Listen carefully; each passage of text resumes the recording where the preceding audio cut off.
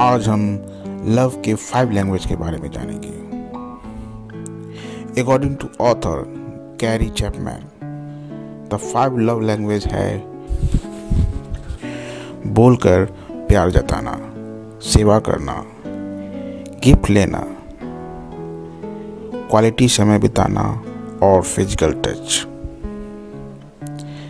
अपने रिलेशनशिप के लिए आपको अपने पार्टनर्स के प्राइमरी लव लैंग्वेज समझना चाहिए। इस तरह से आप झगड़ों से बच सकते हैं और एक मजबूत रिश्ता बना सकते हैं। अगर आप जिन लोगों से प्यार करते हैं उन्हें ज़्यादा समझना चाहते हैं और साथ में बूढ़े होना चाहते हैं तो आपको ये बुक ज़रूर पढ़ना चाहिए। लव एक ऐसी चीज़ है जिसकी शुरुआत घर से होनी चाहिए। लव के बारे में जो पहली चीज़ आप सीखते हैं वो है अपनी फैमिली से प्यार करना। लव का मतलब है सेम और ग्रेस, जो हमें अपनी मम्मी और डैडी से मिलती है। इस बुक में ऑथर कहते हैं कि उनकी शादी के इतने सालों बाद उन्हें रियलाइज हुआ कि लव की 5 इमोशन लैंग्वेज होती है। इन 5 को यूज करके हर कोई अपने लव और इमोशन का इजहार कर सकता है। मैं यकीन से कह सकता हूँ कि अगर आप अपने स्पाउस की प्राइमरी लैंग्वेज समझकर उसे बोलना सीख गए तो एक लॉन्ग लास्टिंग और प्यार भरी मैरिज लाइफ के सीक्रेट की चाबी आपके हाथ लग जाएगी। हर किसी का एक इमोशनल टैंक होता है। जब भी कोई पर्सन लव को प्राइमरी लैंग्वेज में रिसीव करता है तो उसका लव टैंक भरने लगता है और इस तरह से लोगों को लव की फील होती है। और जब हम लव अपनी प्राइमरी लैंग्वेज में नहीं मिलता तो यह टैंक खाली हो जाता है और हमें फील होता है कि हमारी लाइफ में लव की इतनी कमी है। जब ये टैंक खाली होने लगते हैं तो रिलेशनशिप में इश्यूज आते हैं। इंसान जब प्यार में पड़ता है तो उसे लगता है कि ये रिलेशन अब हमेशा के लिए है। फिर कुछ टाइम बाद, जैसे ही 2 साल बाद, हर रिलेशनशिप में ये इश्यूज आने लगते हैं। अगर आप चाहते हैं कि आपका रिलेशन लॉन्ग लास्टिंग रहे तो आपको अपने स्पाउस की प्राइमरी लैंग्वेज सीखनी पड़ेगी। अगर आपका लव टंग फुल है तभी वो आपको भरपूर प्यार दे पाएंगे। Love language 1, the words of affirmation. According to author, आपके पार्टनर्स के एक्सप्रेसिवली दिल खोलकर आपकी तारीफ करने से आपको हद से ज़्यादा खुशी मिलती है और आप पैम्पर्ड फील करते हैं। तो आपको भी अपने पार्टनर्स को अप्रिशिएट करना चाहिए, उन्हें प्यार के बदले प्यार देना चाहिए। ये आपके पार्टनर्स की लव लैंग्वेज है। इसे समझे और इसी के हिसाब से अपने रिश्ते में आगे बढ़े। एक बार एक लेडी 9 मंथ्स तक ट्राई करने के बाद भी अपने हस्बैंड को बेडरूम में पेंट करने के लिए मना नहीं सकी तो वो मेरे पास अपनी प्रॉब्लम लेकर आई। मैंने उसे एडवाइस दिया कि आपका हस्बैंड जो कुछ करे उसे हर छोटी बड़ी बात के लिए कॉम्प्लीमेंट दो और फिर देखो कमाल। इस लेडी ने ठीक ऐसा ही किया और जादू चल गया। इसके हस्बैंड ने खुशी खुशी उनका बेडरूम पेंट कर दिया। जरूर नहीं कि हर बार एक्शन वर्ड से लाउडर ही हो। वर्ड्स ऑफ एफर्मेशन किसी का भी कॉन्फिडेंस बढ़ा सकते हैं। अगर आपकी प्राइमरी लैंग्वेज ये है तो इसका मतलब ये है कि जब कोई आपको रियल कम्प्लीमेंट दे, आपसे कहें आई लव यू, साथ ही अगर दूसरी ओर किसी की इंसल्ट से आपका हार्ट ब्रेक होता है, जो आपके दिल में लॉन्ग लास्टिंग रहता है, तो मेरी एडवाइस यही है कि कभी भी अपने पार्टनर के इमोशन को हर्ट ना करे। ये बात हमेशा याद रखे, वरना एक जरा सी मिस्टेक भी आपके पार्टनर्स का दिल दुखा सकती है। आइए अब बात करते हैं love language 2, quality time. Author कहते हैं इस चैप्टर में आपको मैं ऐसा टिप दूंगा जिससे आप अपने स्पेशल पर्सन के साथ कॉन्वर्सेशन एंजॉय करेंगे। अगर ये आपके स्पाउस की प्राइमरी लव लैंग्वेज है तो आपको ये टिप्स डेफिनेटली यूज करनी चाहिए। अब हो सकता है कि आपकी प्राइमरी लव लैंग्वेज ना हो, फिर भी आप अपने पार्टनर्स के लिए ये करें। साथ ही अपने पार्टनर्स के साथ कुछ क्वालिटी एक्टिविटीज़ के लिए टाइम ज़रूर निकालें। एग्जाम्पल के लिए, जैसे कि लेडी ने बताया कि मेरी और डेरेक की कभी फाइट नहीं हुई। ऐसा इसलिए नहीं था कि उन्हें रिश्ते में कभी कोई हार्डशिप नहीं आई थी, बल्कि इसीलिए क्योंकि उन्हें किसी चीज़ के लिए फ़ाइट की ज़रूरत नहीं पड़ी। उनका आपस में कम्युनिकेशन हमेशा बहुत ही बढ़िया रहता था, इसलिए उनकी कभी कोई फ़ाइट नहीं हुई। अब उन्हें ये अच्छे से मालूम हो गया था कि अपने स्पाउस के साथ इफ़ेक्टिव कम्युनिकेशन कैसे करें, जिससे मिसअंडरस्टैंडिंग की प्रॉब्लम ही ना हो। किसी भी रिलेशनशिप में कम्युनिकेशन बहुत मायने रखता है। ये आपके रिश्ते की चाबी है, जिससे आप बहुत प्यार करते हैं। अपना हर काम उसके साथ मिलकर करें। साथ में की गई एक्टिविटीज़ को पूरी वैल्यू दें। फिर आपका पार्टनर भी आपको उतनी ही अटेंशन और भरपूर प्यार देगा। आपको ये बात याद रहे कि अटेंशन ना मिलने पर आपका पार्टनर्स हर्ट भी हो सकता है। कुछ ऐसी चीज़ें होती हैं जो रिश्ते में दरार डाल सकती है, जैसे अपने पार्टनर्स की बात न सुनना, डिस्ट्रैक्शन और अपनी खास डेट्स पोस्टपोन करना। आप ये सब अवॉइड करें तो बेटर होगा। Love language 3, receiving gifts. Gifts actually love का विजुअल सिंबल होते हैं। वो इंसान जिसकी प्राइमरी लव लैंग्वेज गिफ्ट लेना होती है, उन्हें अपने पार्टनर से गिफ्ट लेने में बेहद खुशी होती है। गिफ्ट मिलने से लगता है कि कोई है जो उनकी केयर करता है। उन्हें ये चीज़ इतनी खुशी देती है कि एक स्मॉल डेली जेस्चर का एब्सेंस उन्हें हर्ट कर सकता है। गिफ्ट का मतलब सिर्फ एक्सपेंसिव चीज़ नहीं है। गिफ्ट वो होता है जो दिल से दिया जाए और इसमें देने वाली सच्ची फीलिंग्स हो। फिर चाहे ये छोटा सा ही क्यों ना हो, लेकिन आपके पार्टनर्स को खुशी दे सकता है। अगर आपने उसे दिल से दिया तो आपका पार्टनर इसके पीछे आपका प्यार और इंटेंशन देखेगा।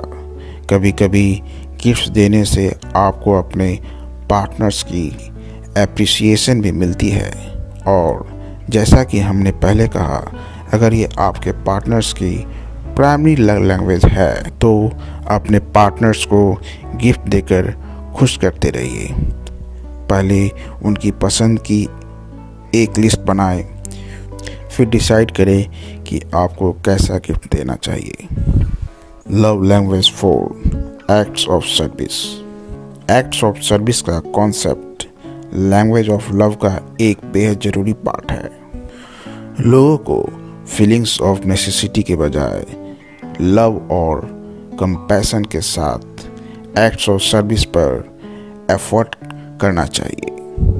किसी भी मैरिज लाइफ की ये एक डेलिकेट लैंग्वेज होती है, पर इसे अगर कंपैशन के साथ केयरफुली एग्जीक्यूट किया जाए तो कोई भी मैरिड कपल कंप्लीट हार्मोनी के साथ खुश रह सकता है।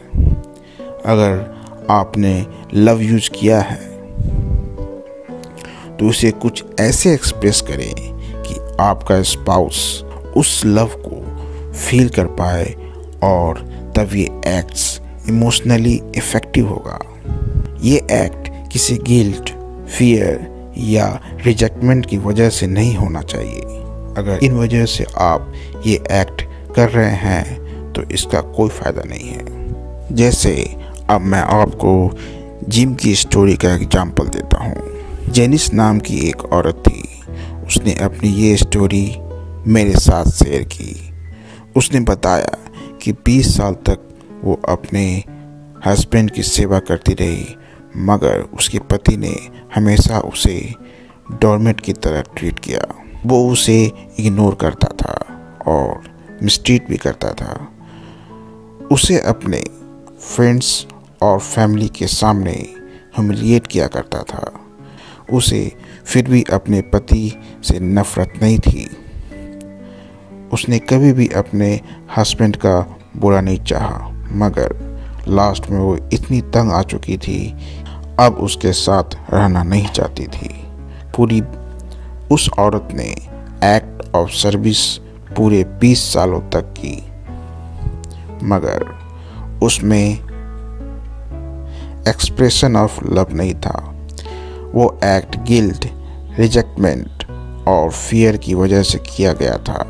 एक एक्ट ऑफ सर्विस तब माना जाएगा जब उसे अपने पार्टनर्स का प्यार मिलेगा, जब उसका पार्टनर उससे ये कहेगा कि लाओ ये काम मैं करता हूँ और दिल से आपकी हेल्प करेगा, आपका बर्डन कम करने की कोशिश करेगा और साथ ही अपनी रिस्पॉन्स